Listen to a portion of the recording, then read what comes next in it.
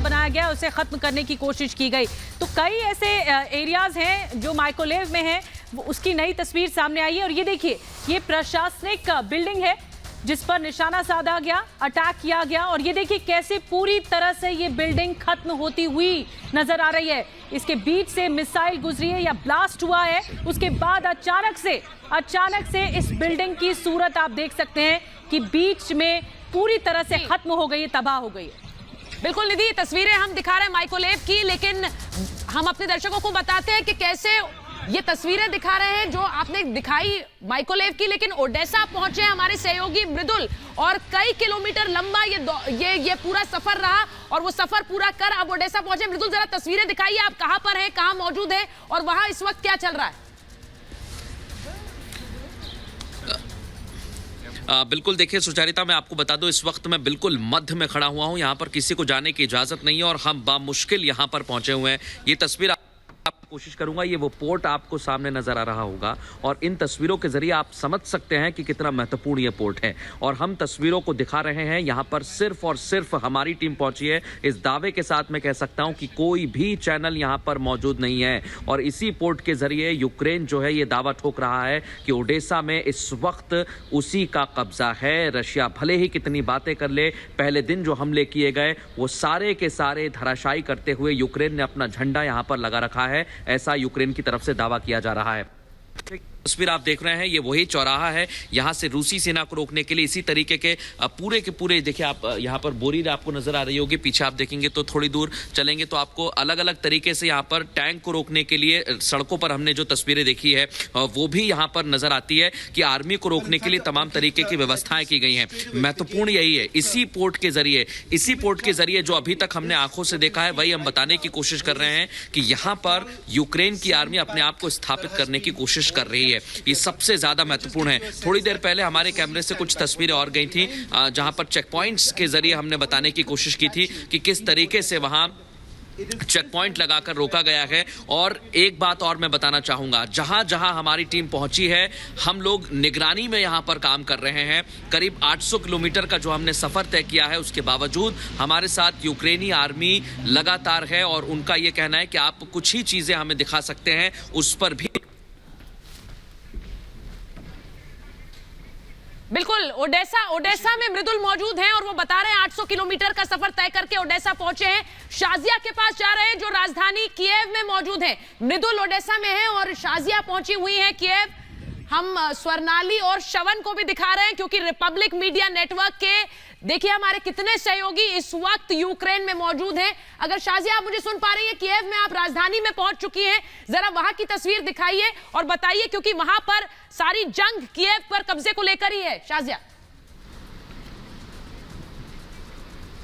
बेशक सुचारिता, और इसीलिए हम बार बार कह रहे हैं कि रिपब्लिक भारत की टीम कीव पहुंच चुकी है, यानी कि जंग के एपिसेंटर पहुंच चुकी है। और यहां की तस्वीरें हम अपने दर्शकों के लिए रख रहे हैं। आज युद्ध का 34वां दिन है और 34वें दिन बाद भी रूस के जो हमले हैं यूक्रेन के ऊपर वो लगातार जारी है। अब से कुछ देर पहले तक भी राजधानी कीव, कैपिटल कीव में सायरन बज रहे थे, यहां पर सायरन बज रहे थे। और यहां की सायरन को कितना सीरियसली लिया जाता है ये आप इसी से समझ सकती हैं कि जैसे ही आप सायरन की आवाजें सुने आप सड़क पर नहीं रह सकते हैं। लवीव के सिचुएशन अभी फिर भी नॉर्मल है, लेकिन कीव में ऐसा नहीं है। अगर आप सड़क पर खड़े हुए नजर आए तो आपके पास पुलिस आ जाएगी, मिलिट्री आ जाएगी, वो आपको वहां से हटाएगी। आपको बेसमेंट में जाना होगा, आपको बंकर्स में जाना होगा, आप यहाँ नहीं खड़े हो सकते। इसके अलावा हर कुछ मीटर पर यहाँ पर चेक पॉइंट्स बनाए गए हैं और चेक पॉइंट्स को कवर हम नहीं कर सकते क्योंकि यहाँ पर सख्त कानून लागू हो चुका है। सख्त कानून, परसों ही हमने खबर अपने दर्शकों को दी थी सुचरिता, ये कानून लागू किया ज़ेलेंस्की ने और ज़ेलेंस्की ने साफ कहा जो भी इस कानून को तोड़ेगा या फिर मिलिट्री की कोई भी जानकारी, तस्वीर, खबर दिखाएगा, क्या तैयारियां की जा रही है रूस से लड़ने के लिए, वो तस्वीर दिखाएगा तो वो जेल जाएगा। इस तरह का कानून सख्त है, लेकिन फिर भी युद्ध क्षेत्र में रिपब्लिक भारत की टीम पहुंच करके रिपोर्टिंग कर रही है ताकि हर तस्वीर, जो सच्ची तस्वीर है, वो अपने दर्शकों को दिखा सके।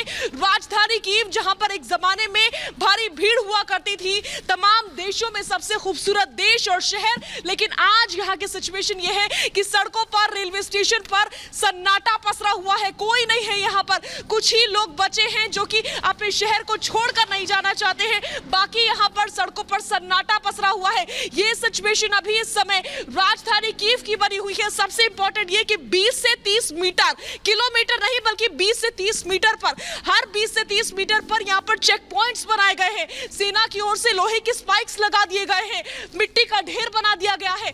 जानकारी तो ये भी है कि सेंट्रल कीव जो है यहाँ पर किसी भी समय गोलीबारी शुरू हो जाती है, इसलिए इतने ज्यादा चेक पॉइंट बनाए गए हैं। तो समझिए यहाँ पर सिर्फ मिसाइल अटैक का, क्रूज मिसाइल अटैक का, रॉकेट अटैक का खतरा नहीं है, बल्कि यहाँ पर तो बंदूक से जो गोलियां चलाई जाती है उसका भी खतरा है। कोई भी आएगा, कोई भी जो दुश्मन है यूक्रेन का वो आएगा, गाड़ी से उतरकर गोलियां चलाना शुरू कर देगा। इसलिए यहाँ पर सेना जो है, शाजिया अपना बहुत ख्याल रखिए। आप कीव में इस वक्त सबसे ज्यादा एयर स्ट्राइक हो रही है, क्योंकि कीव तक अब तक रूसी सेना नहीं पहुंच पाई है। मैं आपको दिखा रहा हूं हमारे रिपोर्टर्स कहां मौजूद हैं, कहां से कहां पहुंचे। ये देखिए, शाजिया पहुंची हैं लगभग 550 किलोमीटर का सफर तय करके लीव से कीव, और इस वक्त लुत्स्क में मौजूद हैं स्वर्नाली जो 150 किलोमीटर का सफर तय कर पहुंची हैं, और शवन और मृदुल मौजूद है ओडेशा में। ओडेशा ब्लैक सी से सटा हुआ शहर है और ओडेशा पर कब्जे का दावा इससे पहले रूस कर चुका है। 800 किलोमीटर लीव से 800 किलोमीटर का सफर तय कर शवन और मृदुल ओडेशा पहुंचे हैं। सिर्फ आपके लिए ग्राउंड रिपोर्टिंग, और वहां के जो हालात हैं आप समझ सकते हैं किस खतरनाक स्थिति में रिपब्लिक के रिपोर्टर्स आप तक तस्वीरें पहुंचा रहे हैं। हमारे साथ मृदुल लगातार बने हुए हैं, हमारे साथ स्वर्नाली और शाजिया लगातार बनी हुई है। मृदुल के पास चलेंगे। मृदुल, अगर आपको आवाजें आ रही सुनाई दे रही है, ओडेशा जहां आप मौजूद हैं वो ब्लैक सी से बहुत नजदीक है, और इससे पहले खुद ये दावा किया था रूस ने कि उसने ओडेशा पर कब्जा कर लिया। फिलहाल हालात क्या है वहां पर? स्वर्नाली, मेरी आवाज अगर आपको मिल रही हो, मृदुल तक आवाज नहीं पहुंच रही है। शाजिया, क्या आप मुझे सुन पा रही हैं? शाजिया, सोहेल, आपको अगर आप मुझे सुन पा रहे हैं तो मैं आपको पूरी जानकारी दे दूं कि यहां से मृदुल, सोहेल, मेरी आवाज आ रही है आपको? जी जी, बोलिए मृदुल, बोलिए। बिल्कुल सोहेल, मैं आपको सुन पा रहा हूं, और जो मिकोलेव की तस्वीरें आप बता रहे हैं वो बिल्कुल यहां से कुछ मीलों की दूरी पर है। खेरसन यहां पर कुछ मीलों, और जो पोर्ट आप इस समय तस्वीरों में देख रहे होंगे उससे ये समझ सकते हैं कि ये कितना महत्वपूर्ण है। यहां से करीब 45 मील की दूरी है जहां पर इस समय है, और इस समय हम मध्य में खड़े हुए हैं ओडेसा के। यहीं से हमने धमाकों की आवाज भी सुनी है, और जहां हम पहुंचे हुए हैं ये पूरा आर्मी का इलाका है। इस पोर्ट पर आर्मी ने कब्जा किया हुआ है, यहां पर किसी को आने जाने की इजाजत नहीं है। बमुश्किल हमारी टीम यहां पर पहुंची है, ये भी मैं बता दूं, और हम यहां से धमाकों की आवाज भी लगातार सुन रहे हैं। तो उससे ये समझा जा सकता है कि करीब आप पहुंच गए हैं, काला सागर के बहुत करीब आप पहुंच गए हैं। आप बता रहे हैं क्योंकि ये लड़ाई भी हमने बताया किस तरह से जो पोर्ट सिटीज हैं उन्हें लेकर है। एक बार हम स्वर्नाली का रुख कर लेते हैं। लुत्फ में स्वर्नाली मौजूद है। स्वर्नाली, अगर आप हमें बताएंगी वहां पर किस तरह की खबरें आप सुन पा रही हैं, क्या देख पा रही हैं?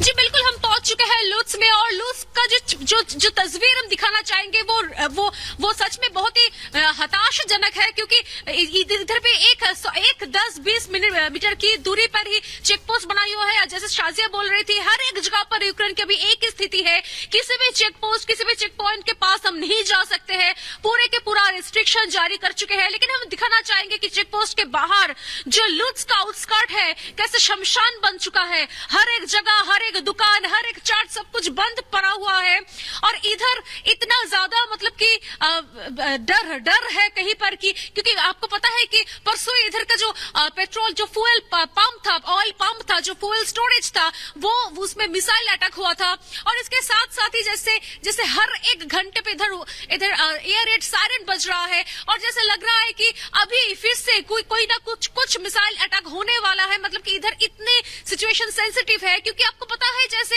कुछ दिन से ये वेस्टर्न साइड, वेस्टर्न पार्ट जो है यूक्रेन का, वही टारगेट कर रहे हैं रशियन ट्रूप्स। तो इसी वजह से ये पूरा इलाका है एकदम सन्नाटा सुनसान हो चुका है।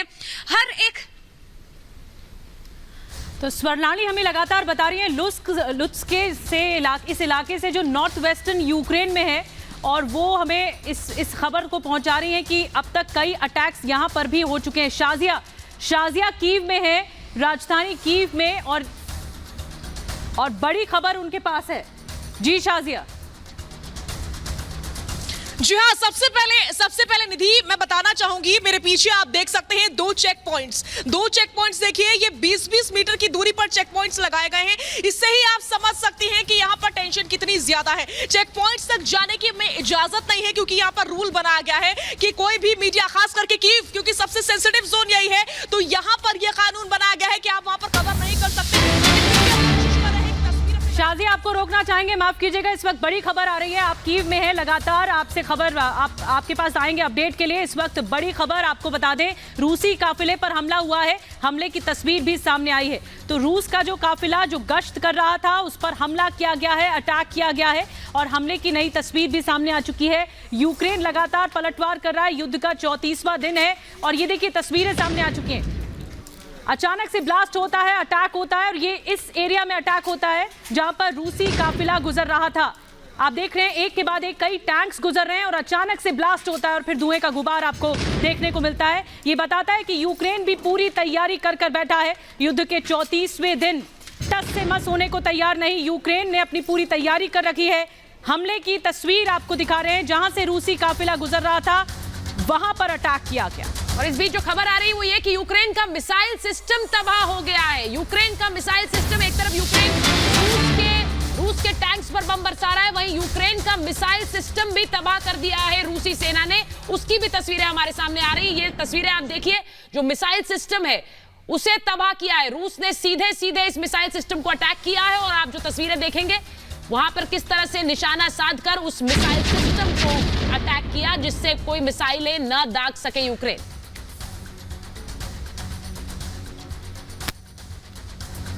जिस तरह के हालात बने, यूक्रेन पलटवार कर रहा है। इस बीच लगातार रशिया के हमले भी तेज नजर आ रहे हैं, मौत बनकर टूट रहा है। रशिया यूक्रेन के अलग अलग इलाकों में MLRS सिस्टम को पूरी तरह से ध्वस्त कर दिया। रिपोर्ट आपके सामने रखते हैं। रूस की आग में जलता यूक्रेन, जबरदस्त हमले के बाद लगी भीषण आग। यूक्रेन युद्ध की आग में जल रहा है। रूस की सेना यूक्रेन पर ताबड़तोड़ प्रहार कर रही है। जोरदार हमले की ये प्रलयकारी तस्वीर देखिए। रूस ने कैसे यूक्रेन के great multi launcher rocket system पर आसमान से बम बरसाए और जंगी हथियार को जलाकर खाक में मिला दिया।